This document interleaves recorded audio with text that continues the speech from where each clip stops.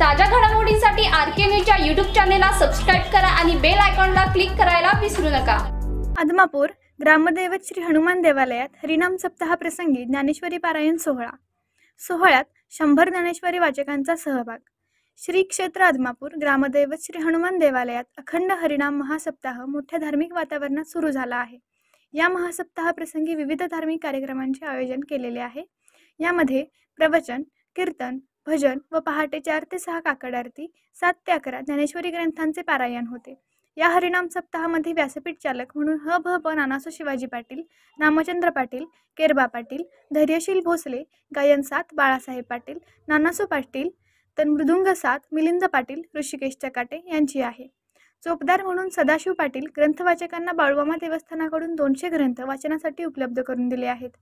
या ज्ञानेश्वरी पारायण सोहळ्यात वर्षानुवर्ष ज्ञानेश्वरी ग्रंथवाचकांची संख्या वाढते आहे। यावर्षी विद्यार्थ्यांना मे महिन्याची सुट्टी असल्याने विद्यार्थी व महिला वाचकांची संख्या वाढलेली आहे। 100 वाचकांनी या पारायण सोहळ्याप्रसंगी उपस्थिती दर्शवली।